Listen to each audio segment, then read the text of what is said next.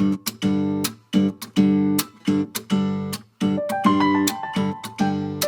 everyone, and welcome back to Mingo's Corner Designs on YouTube. I'm with you today because I am working on ironing a new piece of honeycomb fabric. I have worked honeycomb before, and I've worked my project as a table runner. And when I made the table runner, I did not dry the piece in the dryer, the mechanical dryer. I just laid it out flat to dry, and I was happy with that for the runner. This piece is intended for a pillowcase or pillow cover. And the problem I had with it when I took it out of the washer and took a look at it, as it was not quite completely air dried, is it looked like the weave was a little too open for my taste to put on a pillow, which meant I threw it in the dryer and I got this crumpled but highly textural, interesting piece of fabric. So I thought it might be useful to do a video to indicate, how I'm going to bring this into shape prior to sewing with it. And the first step we need to talk about is the difference between pressing this into shape and actually ironing a piece of fabric, because there is a difference. We iron clothes, we iron bits of fabric. So this is a piece of quilting fabric that I've had for quite some time. If I wanted to cut pieces from this or do something with this in the world of sewing or quilting, I would want to iron it first. And the process for doing that is to use something. This bottle here of mine, I know, has a light starch solution in it. So I'm not going to use this green bottle on my hand woven piece. This is what I use for sewing fabrics. And I would just lightly mist it. I'm not trying to make it wet all the way through. In fact, you probably can't hardly even see that there's little spots on it on the camera. And then I'm going to just gently iron, and in some cases maybe do a little pressing. But ironing is the sweeping motion. This is what we do when we try to get, some light creases out of fabrics. If, like over in this area, the creases are a little heavier, I could starch it a little heavier.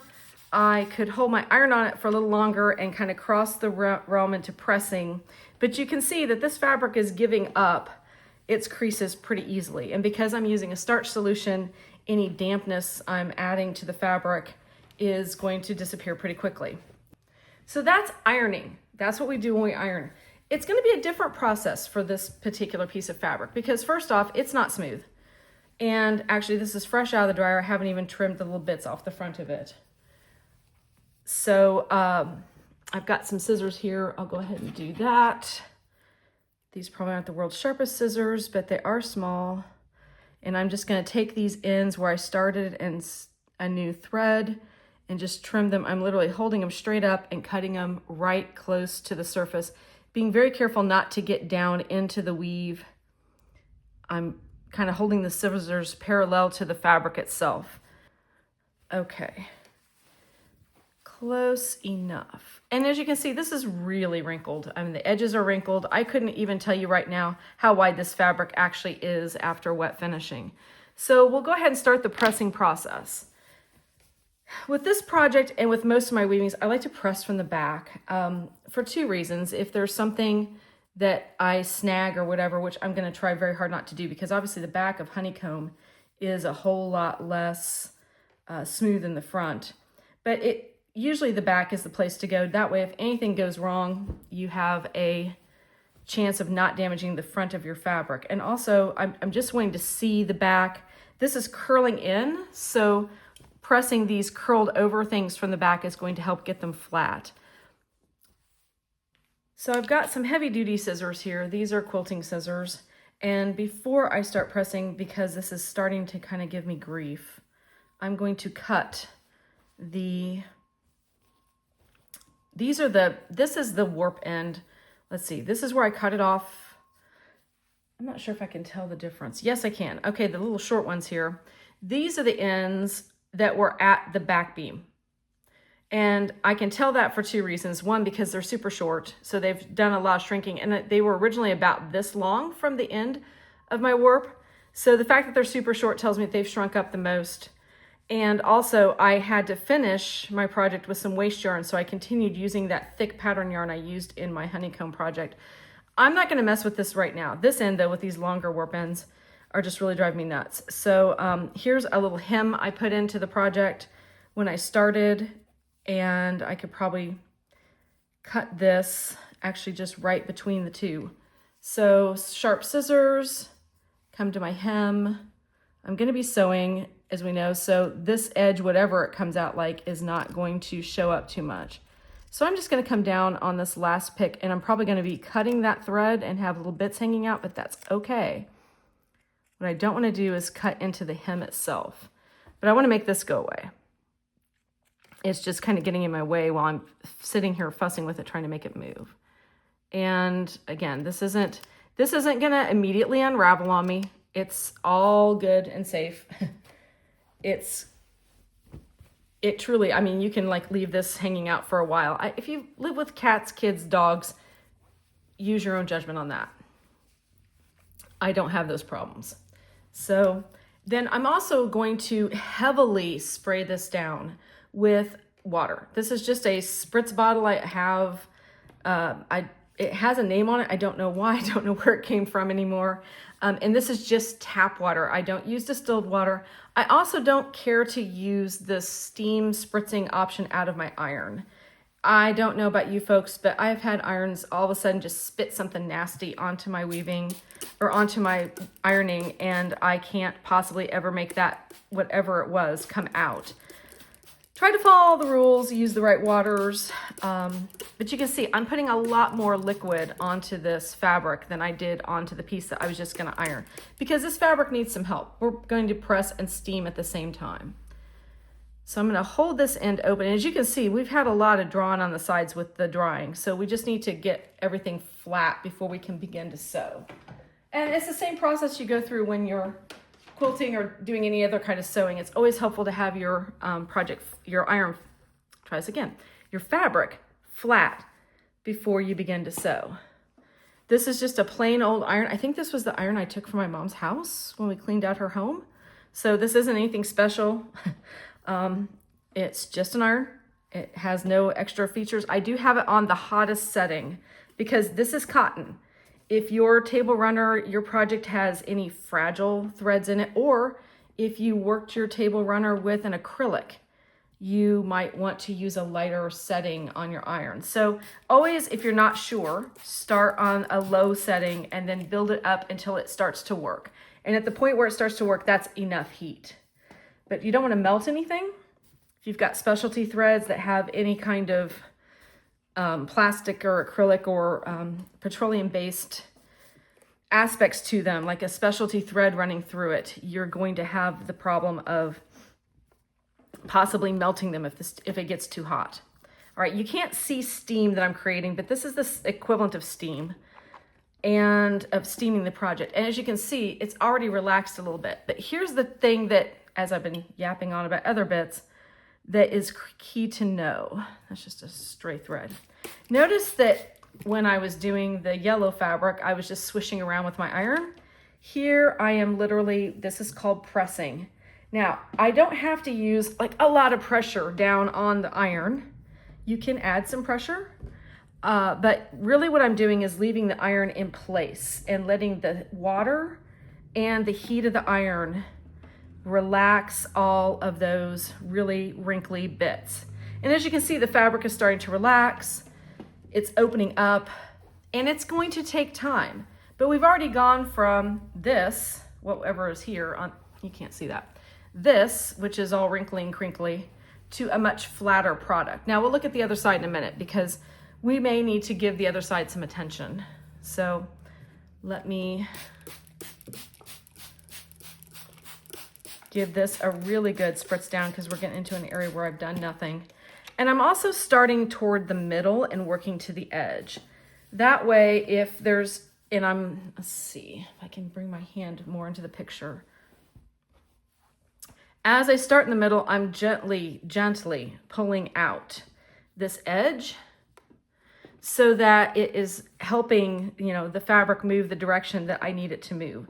Because it's obviously shrunk up lengthwise and widthwise, but it's the widthwise, it's the weft shrinkage that's causing it to be all crinkly at this point. All right, let me move that over And do this side now a little bit more.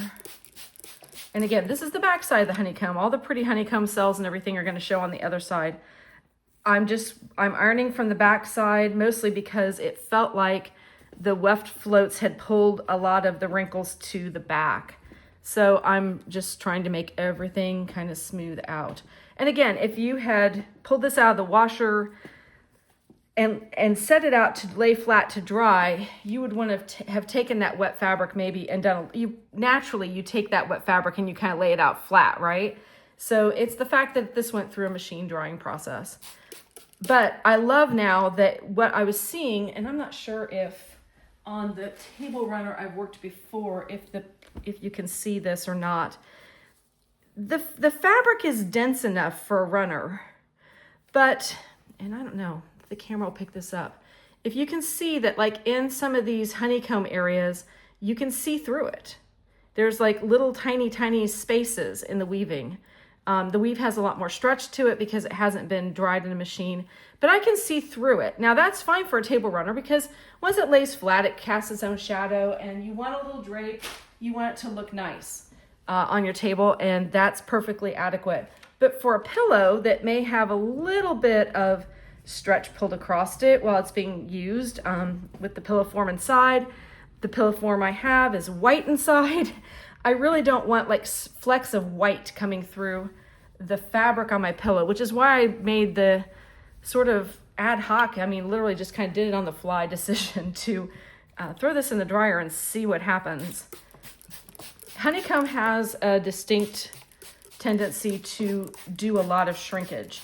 There's a lot of shrinkage off of the loom once it's out from under tension. So even before you start wet finishing it, you'll notice that there's a lot of shrinkage. Even the width of the fabric as it's being created on the loom as compared to the width of it in the heddle is much narrower. I mean, significantly narrower. And it's the nature of honeycomb. It's just part of it. So I've got some pretty stubborn creases over here. Again, I'm just going to take my iron now. I'm going to really get into this one with some heavy heat. So, the rule of thumb, we've all seen the cartoons where somebody leaves an iron on the ironing board like this, and the iron falls through to the floor because we all grew up with Bugs Bunny or something similar. You can scorch your fabric. It is not as likely to happen with modern irons. I don't think, I mean, it can happen. I've done it, but it's longer than a count of 5 or something before you can actually start scorching fabric. You can scorch finer fabrics. You can scorch, like silks and things a whole lot easier because they need a whole lot less heat. But for something like this, a count of 1, 2, 3 is not going to damage the fabric. So something to keep in mind that if you've got a really stubborn spot, give it a good shot of water if it's a cotton fabric and do a count of 3. Or if you find that 3 isn't enough, try 5. At some point, lift it up and check. You don't want to just leave it there indefinitely. So I'm coming down here now to the other end of the fabric. And I'm just going to, again, see how my left hand over here is pulling this open while I can't use my iron to do that for me, like you might be able to do on a shirt sleeve or something where you could kind of use the tip of the iron to kind of push things over. You don't want to do that here because you might snag one of these extremely long floats that honeycomb creates in the back, and in doing so then like kind of mess up your weaving. So we want to do pressing. I'm not sliding as much as I am lifting lightly and then just moving it across. And this is a far cry from where we started, isn't it? I mean, just a whole lot less wrinkled, a whole lot less looking like a bowl of spaghetti, for lack of another term. Now, another reason for not machine drying and then ironing, I did iron my table runner, but I did not machine dry it. And another reason for that is that it's a little harder to get your edges square once it's been machine dried. You really have to work at that. Okay, let me see. I'm going to come up here. There's just a really strong crease on this edge. So I'm just going to come down, and I don't know if you can see the steam rising off the fabric. I can, but it may not translate to the camera. Okay, so this is pretty good now. We have fabric that is fabricable. And now as you look at the other side, maybe some of the things that you weren't so excited about with that honeycomb aren't as obviously, like these were kind of really wonky. They look like wonky floats. Well, they look like wonky floats because they were all scrunched up because of the drying process and the fact that they had not yet been ironed out. So now we're going to do the same thing on the front. This is going to be easier. I have bits of something. Okay, there we go. It was green, so I just want to make sure if I kept adding water, it didn't transfer color. And I'm just going to do the same thing. I'm going to press and press. And these are shorter presses. I don't need as much. Just making sure everything's laying flat and is looking as it ought to. And then just, again, spritzing it down pretty heavily with water. Now, I would not walk away from this ironing board with this as damp as it actually is now and try to iron with it, or to try to sew with it. I would definitely, I'm gonna lay this someplace and let it finish sort of air drying. It's not super wet. I mean, it's not gonna drip or anything, but I don't want it to be this damp. It will tighten up a little bit more, but it shouldn't wrinkle. It'll be a more even process when it dries like this because it's just basically shedding the light bit of water that's still in the fabric that I've added to it. It has not gotten deep into the fibers, but it has allowed me to create some steam, which has helped relax the fibers, but it is dampish. And if you've ever steamed like a piece of clothing and really had to work at the wrinkles and then saw that you left a big wet spot, yeah, you know what that's about. So, alrighty, and my other end. And that is how I would advise that you press your honeycomb weaving prior to doing any kind of sewing or anything. And again, if you wash it in a machine and it's going to be a table runner or something, and you end up either intentionally or accidentally drying it in the dryer, this process would also work. But you may end up with a slightly tighter project than your instructions might have advised you for. I'm hoping when this is all said and done that we have a piece of fabric here that's roughly 14 inches wide. It feels like it might be. And I need it to be about 28 to 30 inches long. I am probably going to add a couple of inches of weaving length to the final instructions just to make sure that folks who maybe don't get the same beat, who maybe have a different washer and dryer and get an even tighten up on this, would have enough. But we have enough for the project I needed at hand, so I am very happy with that. And that is the process. So hopefully you found this helpful. If you have any questions, please put them in the comments and I will get to them. I try to check those at least once a day. And good luck with your honeycomb. If you found this content useful, please hit that subscribe button, and I'll see you in another week or two here at Mingo's Corner Designs. Thanks.